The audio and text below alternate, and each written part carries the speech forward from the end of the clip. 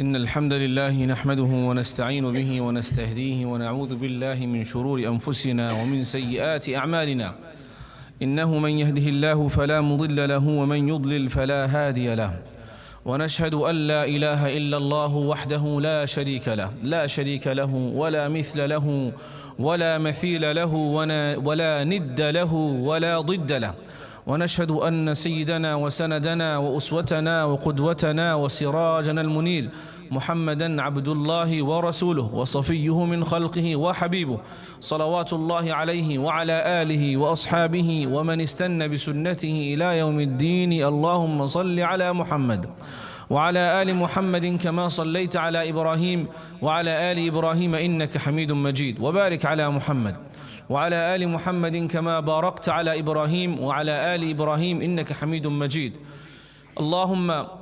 اللهم بارك على محمد وعلى آل محمد كما باركت على إبراهيم وعلى آل إبراهيم إنك حميد مجيد. يا أيها الذين آمنوا اتقوا الله حق تقاته ولا تموتن إلا وأنتم مسلمون. يا أيها الذين آمنوا اتقوا الله وقولوا قولا سديدا يصلح لكم أعمالكم ويغفر لكم ذنوبكم ومن يطع الله ورسوله فقد فاز فوزا عظيما.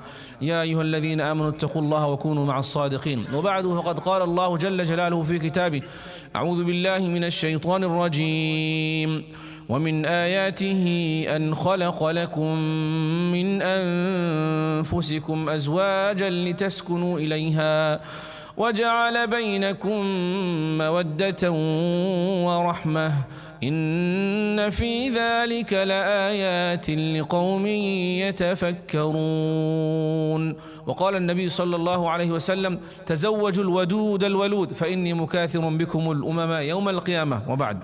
Respected and beloved brothers and sisters, students and teachers, scholars and elders, Alhamdulillah, we are endlessly grateful to Allah for His bounties upon us, cannot be counted. وَإِن تَعُدُّوا نِعْمَةَ اللَّهِ لَا تُحْصُوهَا. We can't even begin to count Allah's ni'am.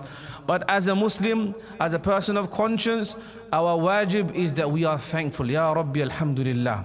We are so thankful to Allah. And if you just look a little bit around, you see how lucky and fortunate you are. Alhamdulillahi Rabbil Alameen, for all of the ni'am that Allah has bestowed upon us. Today I want to talk about a topic which is relevant, which is pertinent, which is a phenomenon in our society, and it needs to be qualified and described, and it needs to be understood correctly. I want to speak about getting married young and the blessings of nikah. When I look around and speak about this topic, I see all the brothers already smiling, because getting married young, everyone's like, oh yeah, I hope this is me. So getting married young, subhanallah, is actually one of the biggest blessings of life. Okay?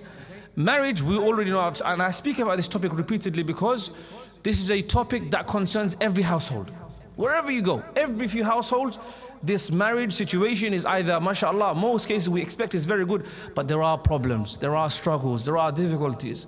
Some are struggling with, quarreling and not in good terms, and divorce and separation and khula and talaq and anger. A lot of stuff is happening there. So this topic of marriage it ought to be repeated and understood. But today I want to look at it from a different perspective. And I want you to see and realize, beloved brothers and sisters, especially those who are married, that marriage is actually the doorway to the biggest of blessings of Allah. And that's why the first nikah was in Jannah. Is there a greater blessing of Allah upon humanity than Jannah itself? As a reward, Jannah, that's where the nikah began. And the first two were not any normal, ordinary people. They were the Prophet Adam and his wife Hawa alayhim as-salatu was-salam. That's the legacy. Began in Jannah between a prophet and his wife, and under the command of who? Rabbul Izzati Jalla Jalaluh. Allah made Islam so beautiful, so perfect. Allah didn't make our religion of Islam like those who claim that if you want to be pious, you have to lock yourself up somewhere and never marry and never have children. If that was adopted by whole of humanity, would there be any humanity left? Islam is a religion that's practical, compatible, is realistic, addresses human problems and gives human best solutions. And that's why Allah said, لَقَدْ كَانَ لَكُمْ فِي رَسُولِ اللَّهِ أُسْوَةٌ حَسَنَةٌ.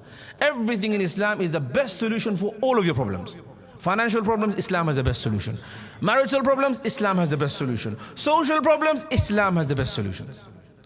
So then, Allah Rabbul Izzah made it, not just marriage is allowed, it's the source and the doorway to all of the blessings. And because it's the source and doorway to all of the blessings, Allah told societies, Allah told the ulama, the aimma, the murabbiyan, the elders, say, وَأَنْكِحُوا الْأَيَامَ مِنْكُمْ. Get them married off. The young, the men and women of age. When I say young, I don't want you to misunderstand. When I say young, I mean of legal age. I don't want someone to say this guy is trying to promote something else. Of legal age. UK legal age, that's what I'm promoting. The Prophet ﷺ, the Quranic ayah is encouraging this. The Prophet ﷺ said, he encouraged his community, Ya ma'shar al-shabab, oh youth, if you are able to get married. Now all of our young brothers, especially sisters maybe more, they have all of these grand plans of the wedding day. Majestic, oh it has to be helicopter landing and horse arriving and all of this, and they have this nice image of the wedding day. It starts in the morning and ends in the evening, but they don't actually think beyond the wedding day and they think about that's it. What about the married life that's to come ahead? Subhanallah, when Islam encourages us, and especially those who are younger, if they are able to get married, it asks us to remember and realize and to come to terms with the longer commitment of the marriage life. And it's a source of blessing because you're expected to be committed to it. If someone's getting married thinking, I'm only getting married for a few weeks, few months, few years, this is not marriage, this is not allowed in Islam. This kind of mut'ah, marriage is not allowed according to Ahlul Sunnah wal Jama'ah. It's not allowed in Islam. So therefore, when Islam encourages younger people to get married, it's for their own good. It's the doorway to blessings. The Prophet ﷺ, because it's the doorway to blessings, he would make dua for the newlyweds saying, Barakallahu lakuma. May Allah bless you both and bestow his blessings upon you and unite between you with goodness, because this is the step towards barakah. So he makes dua that Allah completes that barakah. Furthermore, those who get married, the hadith teaches you, it completes half of your deen. Now you might be thinking, well, what's the deal with getting married younger, of legal age, as and when you can? Because ya shabab, beloved brothers and sisters, when you are younger and you go and get married at the right age, and then you go through the challenges of life, then this brings you together in a way that nothing else can. You can get married at 30 with the perfect career and everything done, right? It will be hard to find the right spouse because people want to get married, a bit younger. So at 30 it's quite tough to find the right spouse. You might end up on all of these dodgy websites sometimes. And there's funny people.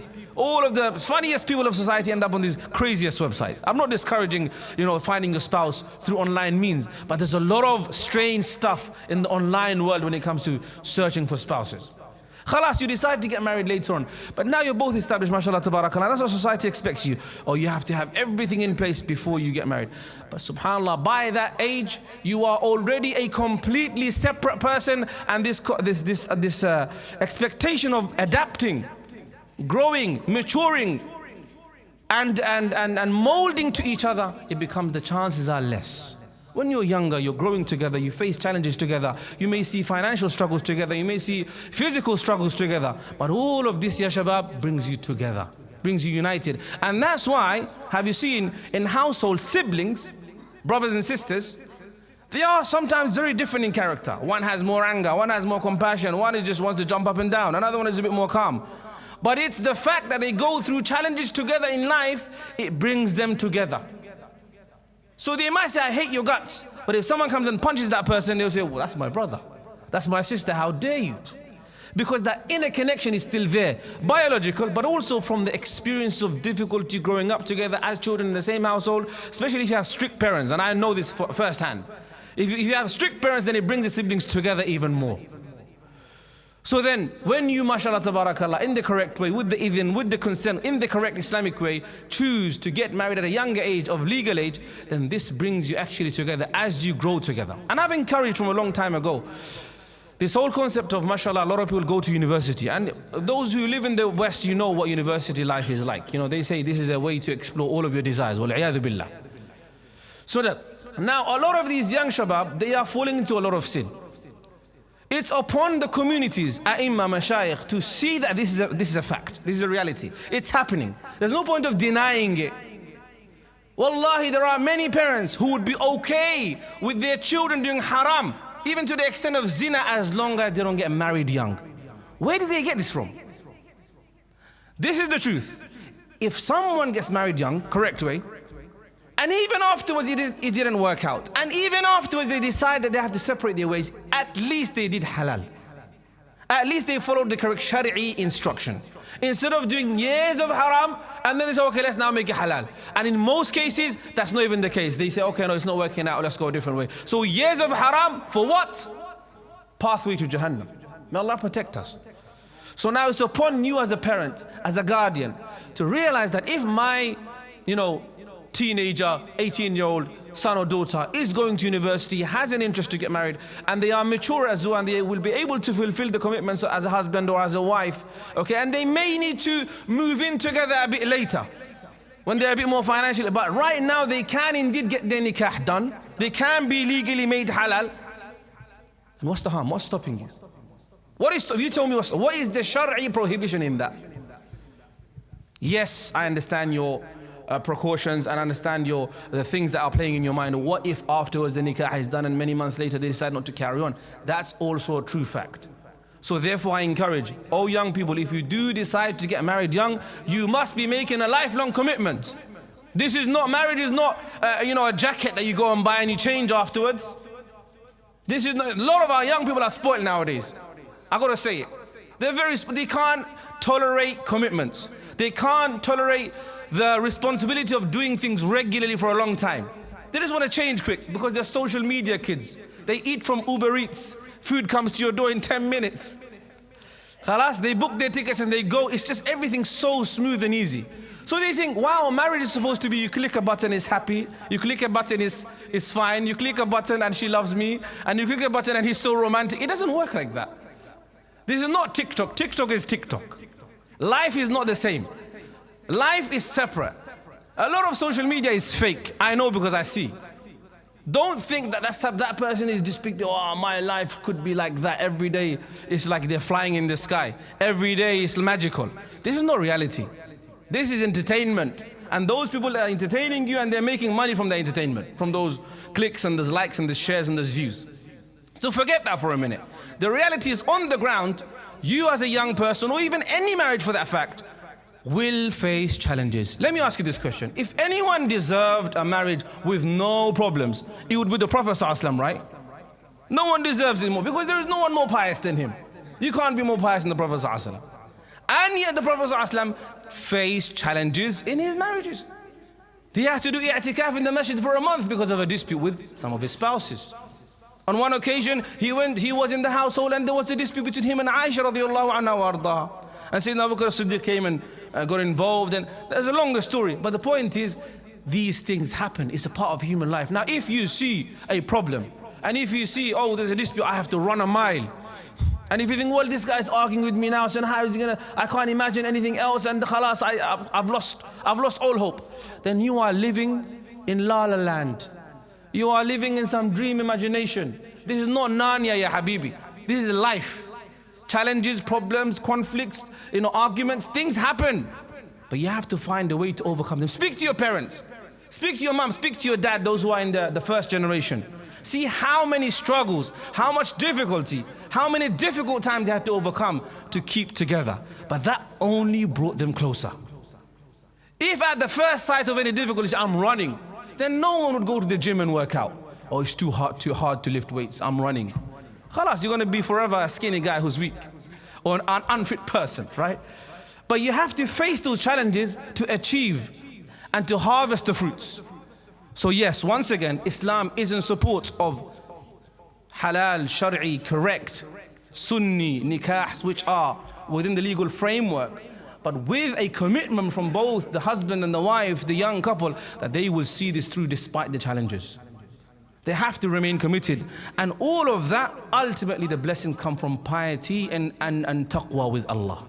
The closer you are to Allah, the closer you are to each other. The closer you are to Allah, the closer you are to each other.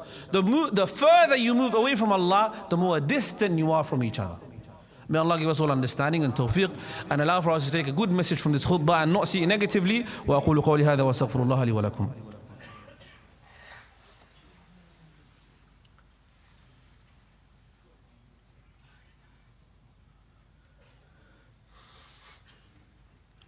الحمد لله حمد الشاكرين ونصلي ونسلم على النبي الكريم محمد وعلى آله وأصحابه أجمعين، وارض اللهم عن الخلفاء الراشدين أبي بكر وعمر وعثمان وعلي، وعن سائر أصحاب نبيك يا أرحم الراحمين. اللهم ربنا ظلمنا أنفسنا وإن لم تغفر لنا وترحمنا لنكون من الخاسرين. اللهم أيد الإسلام والمسلمين وأعز إسلامنا وانصر المسلمين. اللهم انصر المسلمين في الشام يا رب العالمين. اللهم ارزقهم الأمن والأمان والسلامة والإسلام. اللهم وحد صفوف المسلمين في مشارق الأرض ومغاربها يا رب العالمين. اللهم انصر إخوان المستضعفين في فلسطين. اللهم انصر إخوان المستضعفين في غزة يا رب العالمين. اللهم انصرهم واحفظهم وارزقهم يا ذا القوة المتين. اللهم عجل بنصرك لإخواننا في فلسطين.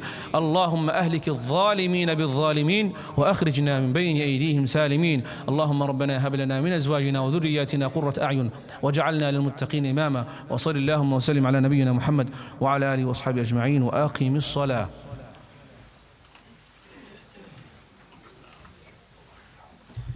الله أكبر الله أكبر الله أكبر الله أكبر.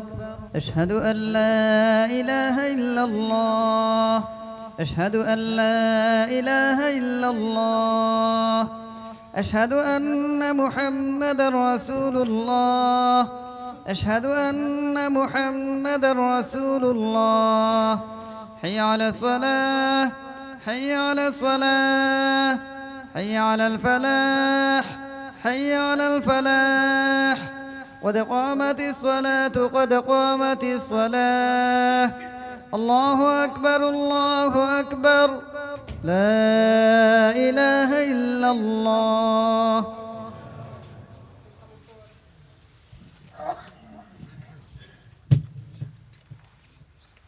استووا واعتدلوا واستقيموا تراصوا. Please ensure your lines are straight, no gaps in between. Please make sure your mobile phones are switched off. The screens are frozen for some reason, so just ignore them, please. If they are not turning off in your room, just ignore them, inshallah. Barakallahu feekum.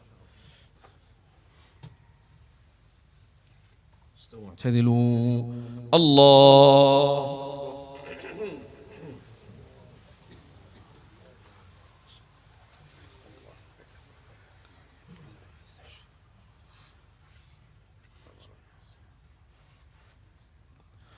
الحمد لله رب العالمين.